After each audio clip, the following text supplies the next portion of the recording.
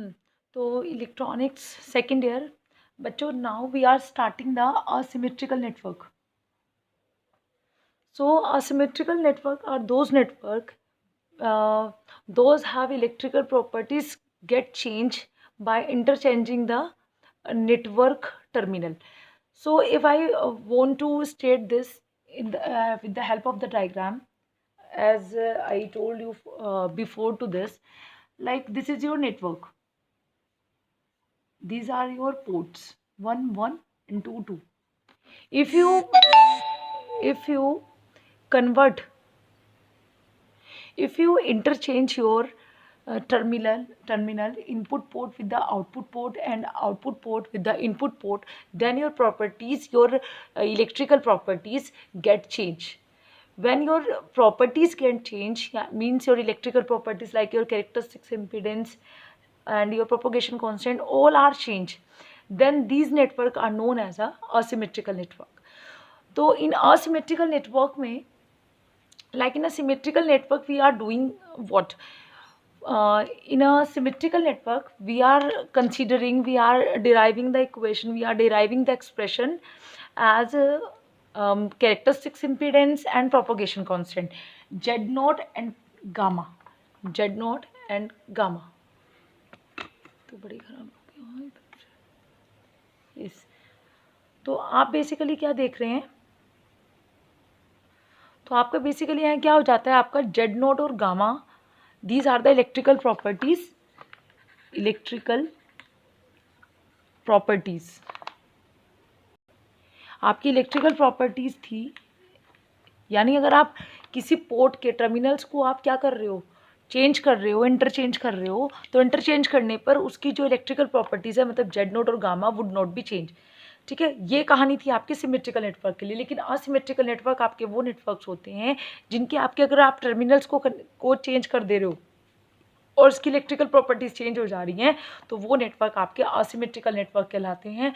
और इनमें जो हम करते हैं उसमें उसके जो इलेक्ट्रिकल प्रॉपर्टीज़ है वो हमारी क्या है, उसको वहाँ पे हम कैरेक्टरिस्टिक्स इम्पीडेंस और प्रोपगेशन कांस्टेंट ना निकाल के हम क्या निकालते हैं, असिमेट्रिकल नेटवर्क के लिए आप निकालते हैं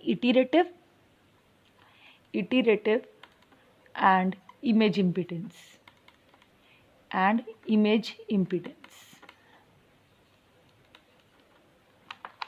तो जो काम हम, जो इलेक्ट्रिकल प्रॉपर्टीज़ यहाँ पे कैरेक्टरिस्टिक्स इम्पीडेंस और प्रोपगेशन कांस्टेंट के लिए थी, प्रोपगेशन कांस्टेंट थी, वो केवल किसके लिए थी, आपकी सिमेट्रिकल नेटवर्क के लिए। लेकिन असिमेट्रिकल नेटवर्क में क्योंकि हमारी प्रॉपर्टीज चेंज हो जाती है, तो हमारे इलेक्ट्रिकल प्रॉपर्टीज़ भी वहाँ पे क्या हो जाएंगे, नाम उनके चेंज हो जाएंगे। तो वहाँ पे हम कैरेक्टरिस्टिक्स इम्पीडेंस नहीं निकालेंगे। कैरेक्टरिस्टिक्स इम्पीडेंस और प्रोपगेशन कांस्टेंट केवल किसके लिए काम करते हैं, जहाँ पे आपके नेटवर्क सिमेट्रिकल नेटवर्क होते हैं। अब ऐसा तो है नहीं कि सारे नेटवर्क बिल्कुल सेम तरीके से काम करेंगे। तो जो इसका दूसरा टाइप आता है नेटवर्क का, वो था आपका असिमेट्रिकल नेटवर्क। उस असिमेट्रिकल नेटवर्क में जो इलेक्ट्रिकल प्रॉपर्टीज़ हैं आपकी, वो क्या है, आपकी कैरेक्टरिस्टिक्स इम्पीडेंस की जगह वहाँ पे हम क्या लेते हैं, इटरेटिव एंड इमेज इम्पीडेंस। दो इम्पीडेंसेस हम वहाँ पे फाइंड आउट करेंगे। दूसरी चीज़ यहाँ पे, जैसे यहाँ पे प्रोपगेशन कांस्टेंट था, तो हम यहाँ पे क्या कहेंगे, इमेज ट्रांसफ़र कांस्टेंट, इसको हम थीटा से दिखाएंगे, image transfer constant, image transfer constant. ठीक है, तो अब हमें बात करनी है, सबसे पहले मैं बात करती हूँ इमेज इम्पीडेंस के बारे में। ठीक है, तो जैसे मैं टी नेटवर्क को लेके बात कर रही हूँ बच्चों, तो जैसे मैं टी नेटवर्क की लेके बात करूँ, तो टी नेटवर्क में सबसे पहले मैं आपको समझा रही हूँ इमेज इम्पीडेंस। ठीक है, तो इमेज इम्पीडेंस आपकी वो इम्पीडेंस है, इमेज इम्पीडेंस।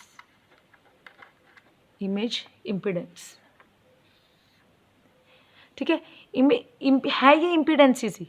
ठीक है, तो जैसे इमेज इम्पीडेंसेस है, इसको हम ZI से डिनोट करते हैं। ठीक है, और ये हमेशा जैसे कैरेक्टरिस्टिक्स इम्पीडेंस आपके किसी भी पोर्ट के टर्मिनल पर कनेक्ट होती है। ठीक है, तो ऐसी आपकी जो इमेज इम्पीडेंस है वो भी आपकी कहाँ होती है, टर्मिनल्स पे ही, पोर्ट के टर्मिनल्स पे कनेक्ट होती है।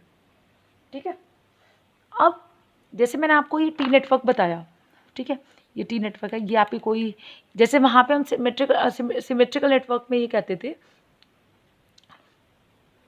यस बच्चों, तो आपकी इमेज इम्पीडेंस के लिए पहले मैं टी नेटवर्क से इसको आपको समझा रही हूँ कि इमेज इम्पीडेंस क्या होगी। जैसे हमारा ये एक आपका नेटवर्क है, मैंने मान लिया इसकी वैल्यू Z1 है, ठीक है, इसकी वैल्यू मैंने Z2 मान ली, ऐसे ही होता है आपका टी, और ये क्या होता है आपका Z3, ठीक है। अब जैसे मैं ये कहूँ कि किसी नेटवर्क के अगर मैं if I would say if अगर मैं यहाँ पे इस पे क्या कर रही हूँ, इसको लोड कर दे रही हूँ, यहाँ पे मैं लोड कर दे रही हूँ Zi2 से, ठीक है।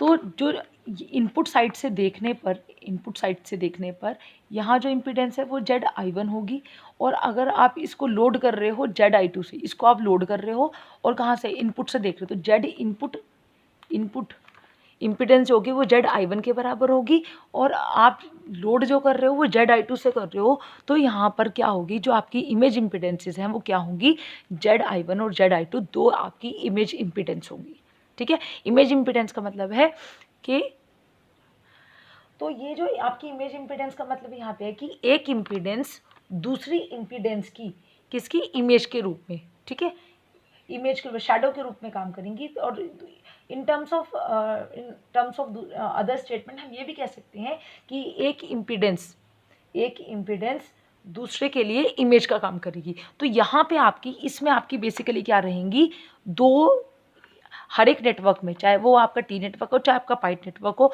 अगर आप इमेज इम्पीडेंस की बात कर रहे हैं तो आप क्या कर रहे हो कि आपकी इनपुट इम्पीडेंस और दूसरी उसकी क्या है, इमेज है, और वो दूसरी इमेज आप कैसे करो, जैसे लोड, जैसे आपने, ये तो आपकी इमेज इम्पीडेंस हो गई, ये आपका फर्स्ट टर्मिनल हो गया, और ये आपका क्या है, सेकेंड टर्मिनल है, ठीक है। तो सेकेंड टर्मिनल को आपने लोड किया, ठीक है, तो पहले वाली क्या बन जाएगी आपकी, ये इमेज इम्पीडेंस क्या बन जाएगी, Zi2 बन जाएगी। और अगर मैं ये उल्टा कहूँ कि मैंने Zi2 पे तो इनपुट इमेज इम्पीडेंस, सॉरी, ये इनपुट इम्पीडेंस आपकी क्या Zi2 है, और आपकी जो आउटपुट, और इसको आप लोड कर रहे हो, अगर आप इसको लोड कर दे रहे हो, ठीक है, अगर आप इसको लोड कर दे रहे हो तो इमेज इम्पीडेंस क्या बन जाएगी, Zi1, ठीक है।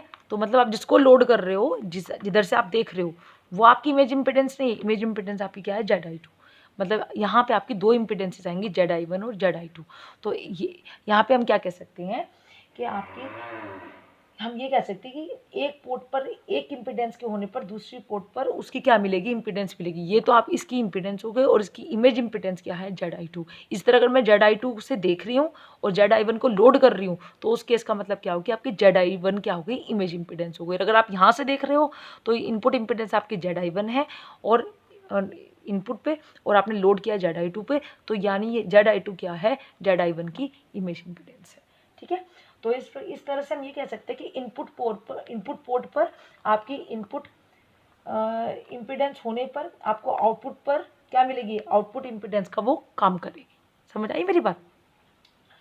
तो मैं यहाँ पे इसको ऐसे भी समझा सकती हूँ बच्चों, जैसे मैंने एक नेटवर्क बनाया, आपका पोर्ट बनाया, और मैं ये कह रही हूँ कि मैंने क्या किया कि मैंने यहाँ पे इसको, ये आपकी क्या थी, Zt2 था आपका, ठीक है।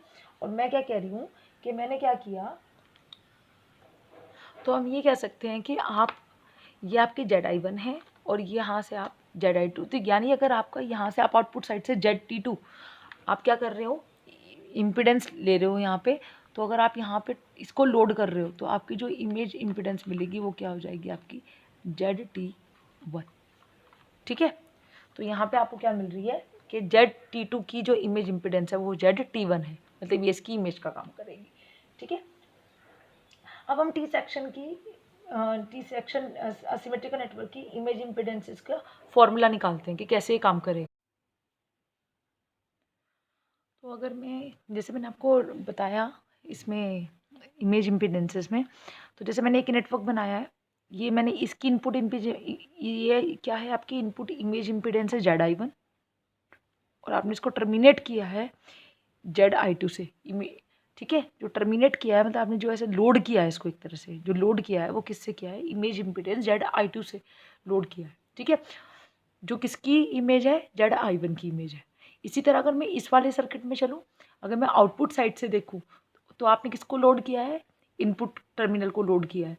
तो इसमें क्या होगा, ZI2 आपकी क्या बन जाएगी, इनपुट इमेज इम्पीडेंस बन जाएगी। जैसे यहाँ पे थी आपकी इनपुट इमेज इम्पीडेंस, तो अब यहाँ पे जो इस आपने लोड किया है वो ZI1 से किया है, और ये ZI1 जो होगी किसकी इमेज इम्पीडेंस होगी, ZI2। तो यानी ये हर नेटवर्क में जिससे आप लोड कर रहे हो, ठीक है, वो आपकी इमेज इम्पीडेंस है। तो यानी यहाँ पे इस नेटवर्क में भी दो इम्पीडेंस होंगी, image impedance ZI1 and ZI2। इसी तरह इसमें होंगी ZI1 ZI2। बेसिकली हम ये ऐसा इसलिए कर रहे हैं इमेज में, इससे हमें फ़ायदा ही होगा, जो काम हमारा कैरेक्टरिस्टिक्स इम्पीडेंस का हुआ करता था कि अब ऐसा केवल आपका सिंपल एक सर्किट तो होगा नहीं, आपके मल्टीपल चेन्स होगी सर्किट की।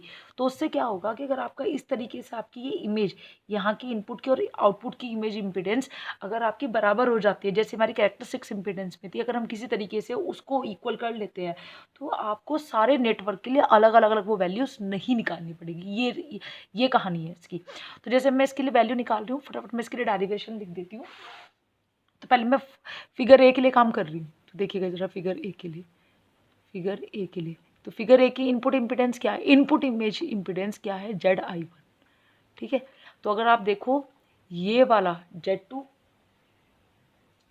ये तो दोनों किस में सीरीज में है, और ये इसके क्या है, पैरेलल में है, और ये पूरा पैरेलल में होके ये सीरीज में, ये पैरेलल में, और ये इसके फिर से सीरीज़ में आ जाएगा। तो मैं ZI1 की वैल्यू निकालूँ, क्योंकि मैं कई बार इसको निकाल चुकी हूँ, तो ZI1 की वैल्यू क्या आ जाएगी, Z1 सीरीज़ में प्लस किसके Z2, और ZI2 क्या है, सीरीज़ में है किसके, Z3 के किस में है, पैरेलल में। Z2 और ZI2 क्या हो गया, सीरीज़ में हो गए, Z2 और ZI2 आपके सीरीज़ में हो गए, और Z3 और Z2 आपके क्या हो गए, पैरेलल हो गए। ये कॉम्बिनेशन इसके पैरेलल, तो क्या आ जाएगी value, Z3 parallel of this, ठीक है। और अगर मैं इसी तरह नेक्स्ट वाले के लिए निकालूँ, फिगर बी से, तो क्या निकल जाएगा आपका, यहाँ पे इनपुट इमेज इम्पीडेंस क्या है, ZI2, ठीक है। तो मैं यहाँ पे ZI2 की वैल्यू क्या लिख सकती हूँ। फिर अब आप क्या करोगे, Z2 ये सीरीज़ में किसके, इस पूरे के, और ये क्या है, इस पूरे के पैरेलल में, तो क्या आएगा, Z2 plus Z3 parallel of Z1 plus ZI1, यही आएगा, हाँ या ना। या मैंने इसको लिखा है फटाफट, Z3 plus Z2 plus ZI2। Similarly आपका ये वाला हो जाएगा, ZI2 Z2 plus Z3 Z1 plus ZI1 divide by Z3 plus Z1 plus ZI1। अब इसको आगे सॉल्व करते हुए बच्चों ज़रा यहाँ देखिएगा ज़रा जल्दी से, इसको मैंने सॉल्व करके रखा है, ठीक है। तो देखिए ये आपका, ये पता लग गया सर्किट कैसे आया आपका ऊपर वाला, ठीक है। उसके बाद मैंने क्या किया, इसको सॉल्व किया है, ठीक है। इसको इधर ले गई, क्रॉस मल्टीप्लिकेशन करने के बाद ZI1 Z3 प्लस Z2 ये वाला टर्म हो गया। ZI1 की अगर आप इसे ओपन करोगे तो क्या हो जाएगा, ZI1 ZI2 प्लस जो इमेज इम्पीडेंस है इसका क्रॉस मल्टीप्लिकेशन मिल गया, फिर Z3 और Z2 आपके फिर से ZI1 के ब्रैकेट में है, फिर इसको ओपन करोगे यहाँ पे Z1 Z3 Z1 Z2, ठीक है, प्लस Z1 ZI2, ठीक है। एक टर्म Z1 ZI2 की इमेज इम्पीडेंस के टर्म में क्या मिल गई, Z3 Z2 plus ZI2 Z1, ठीक है। अब ZI2 को, ये ZI2 है और यहाँ पे भी ZI2 है, तो क्या हो जाएगा, ZI2 कॉमन आ जाएगा, Z1 प्लस Z3 आ जाएगा आपका, और वो इधर आके क्या हो जाएगा, माइनस हो जाएगा, ठीक है। तो एक ये टर्म क्या बन गई, Z1 ZI2 plus ZI1 Z2 plus Z3 या Z3 प्लस Z2, और इधर से एक टर्म आई आपकी minus ZI2 Z1 plus Z3 sorry. फिर आपका क्या बचा इधर, Z1 Z2 plus Z2 Z3 plus Z3 Z1, इसको मैंने समेशन में लिखा है, समेशन ऑफ Z1 Z2। तो समेशन ऑफ Z1 Z2 का मतलब है Z1 Z2 Z2 Z3 और Z3 Z1। तो ये आपकी फर्स्ट इक्वेशन आएगी। इसी तरह हम दूसरी इक्वेशन अगर मैं लिखूँ, तो अब मैं ज़रा दूसरी इक्वेशन लिख रही है, इसको भी देख लीजिएगा आप। तो बच्चों आपकी जो सेकंड इक्वेशन आनी चाहिए वो ये वाली आनी चाहिए, इसको सॉल्व करके, ठीक है। ये देखिएगा, ठीक है। इसको सॉल्व किया हमने, ZI2 जैसे यहाँ पे सॉल्व किया था, इसको सॉल्व किया, ZI2 ZI1, बाकी का हमने वही मल्टीप्लिकेशन लिया हुआ है, ठीक है। मैं आपको दिखा देती हूँ, ये देखिएगा, ठीक है। उसके बाद में उसको इसी तरीके से सॉल्व किया जैसे पहले किया। तो देखिए ZI1 ZI2 यहाँ पे भी है, यहाँ पे भी है, plus ZI1 Z3 plus Z2, फिर minus ZI1 Z2 plus Z3 क्योंकि उसकी इमेज इम्पिडेंस है, ठीक है। उसके बाद में minus ZI2 Z1 plus Z3, तो यहाँ पे ZI2 Z3 प्लस Z1, ठीक है, ये Z1 plus Z3 what ever you से, फिर समेशन ऑफ Z1 Z2, यहाँ पे भी समेशन ऑफ Z1 Z2। अब आप क्या करोगे, इसको आगे सॉल्व क्योंकि हमें जो वैल्यू चाहिए वो बेसिकली ZI1 और ZI2 की वैल्यू चाहिए हमें। तो हम क्या करेंगे, जो दो इक्वेशंस आएंगे, ठीक है, उन इक्वेशंस को हम सॉल्व करेंगे। तो पहले आप ऐड कर दीजिए 1 + 2 कर दीजिए, 1 + 2, ठीक है। जैसे आप 1 + 2 करोगे इसको तो देखिएगा 1 + 2 करने पे ये जो आपकी माइनस वाली टर्म है वो कट जाएगी, एक तो आपकी ZI1 कट जाएगी, तो यहीं से मैं डायरेक्टली काटूंगी ZI1 प्लस करने पे 1 + 2 करने पे ये वाली इसके साथ में क्या हो जाएगी, कट जाएगी, ठीक है, कट गई, यहीं से दिखा रही हूँ मैं शॉर्ट में। फिर ये ZI2 से कट जाएगी क्योंकि अंदर वाली टर्म सेम है। फिर क्या बचेगा आपका समेशन, और ये नहीं कटेगा 1 + 2 करने पे, तो क्या बच जाएगा आपका 1 + 2 करने पे तो 2ZI1 1ZI2 इक्वल टू क्या हो जाएगा 2 times of summation of Z1 Z2, 2 से 2 कट जाएगा, तो ये आपकी आ गई third equation ZI1 equal to ZI2 is equal to summation of Z1 Z2। ये तो हो गई आपकी थर्ड इक्वेशन। अब आप अभी ZI1 ये तो एक इक्वेशन निकल गए में, ठीक है। अब हमें क्या करना है, अब हम क्या करेंगे, अब हम सेकंड माइनस फर्स्ट करेंगे ऑन सेकंड माइनस फर्स्ट। तो जैसे आप सेकंड माइनस फर्स्ट करोगे तो जो सेम साइन वाला है ये क्या हो जाएगी सेकंड माइनस फर्स्ट, तो यहाँ पे ये माइनस, ये सेकंड में से इसको माइनस करना है तो ये कट जाएगा, ठीक है। फिर ये माइनस, ये आपका माइनस हो, देखिए यहाँ पे माइनस माइनस प्लस माइनस, ठीक है। तो आपकी ये वाली टर्म्स तो कट जाएंगी, Z1 Z2 वाली नहीं आएंगी, ठीक है। उसके बाद आपकी माइनस ZI1 ZI2 भी कट जाएगा, तो क्या बचेगा सिर्फ आपका ये देखिए ये माइनस है ZI1, यहाँ पे ये माइनस है, तो ये बच जाएगा। और क्या बच जाएगा आपका बच जाएगा ZI2 और ZI2 भी बच जाएगा, ठीक है। तो यहाँ पे जो आपकी इक्वेशन आएगी वो आपकी आएगी 2ZI2, ये आपकी इक्वेशन जो आएगी। देखो बच्चों जैसे ही सेकंड माइनस फर्स्ट करोगे तो क्या हो जाएगा, जो कटना का वो कट जाएगा, कटने के बाद जो आपका सिर्फ बचेगा, जैसे मैंने माइनस साइन जगह ये कट जाएगा, ये कट जाएगा, सिर्फ ये वाली दोनों टर्म्स बचेंगे क्योंकि ZI1 यहाँ माइनस है, यहाँ पे ZI1 माइनस है, तो 2 की टर्म 2 प्लस ये दिस, और ये क्या हो जाएगा आपका, ये टोटल वैल्यू आएगी ZI1 Z2 plus Z3 equal to ZI2 Z1 plus Z3। तो Z2 प्लस Z3 आपका इसके Z1 प्लस Z3 के नीचे आपका क्या चलेगा Z2 plus Z3 ZI1 upon ZI2। अब यहाँ से आप वैल्यू अगर ZI1 की निकाल लो और यहाँ पे पुट कर दो तो क्या आ जाएगी आपकी वैल्यू, यहाँ से ZI1 की वैल्यू क्या आ जाएगी दिस मल्टीप्लाई बाय ZI2। तो यहाँ से जो वैल्यू आप पुट करोगे वैल्यू ZI1 की वैल्यू निकाल सकते हो ना, Z1 plus Z3 divide bye Z2 plus Z3। तो जैसे इसमें रखोगे ZI1 की जगह ZI2 और एक ZI2 पहले से ही है इसमें, ठीक है, और क्या आ जाएगा Z1 plus Z3 divide bye Z2 plus Z3, ठीक है, equal to summation of Z1 Z2। तो ये क्या हो जाएगा ZI2 का स्क्वायर, तो क्या आ जाएगा समेशन ऑफ ये वापस समेशन ऑफ Z1 Z2 और ये पूरा इधर चला जाएगा Z2 plus Z3 divide by Z1 plus Z3, और स्क्वायर हटते क्या वैल्यू आ जाएगी ZI2 under root of Z2 plus Z3 divide by Z1 plus Z3। इसी तरह आप ZI1 की वैल्यू निकाल लोगे तो वैल्यू क्या आ जाएगी, इसी तरह आप ZI1 की वैल्यू निकाल लीजिए, ठीक है। तो ये आपकी क्या आ जाएगी वैल्यू आ जाएगी, ZI2 की वैल्यू को आप उल्टा करके इधर इसमें रख देंगे वापस, तो ZI1 और ZI2 की आपकी ये वैल्यू रहेंगी। तो ऐसा है कि कुल मिला के कहने का मतलब ये है कि ZI1 और ZI2 की वैल्यू आने के बाद में हम ये कह सकते हैं क्योंकि एक दूसरे की इमेज इम्पिडेंस है, तो हम ये कह सकते हैं कि ये Z1 Z2 Z3 would decide. ऐसा नहीं है कि आप कुछ भी वैल्यू ले लोगे, ऐसा नहीं होगा।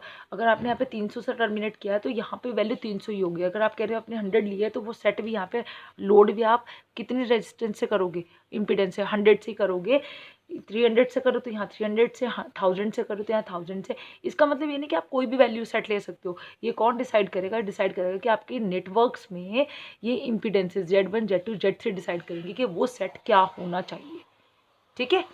तो ये मैंने आपको इमेज इम्पीडेंस के बारे में क्लियर कर दिया।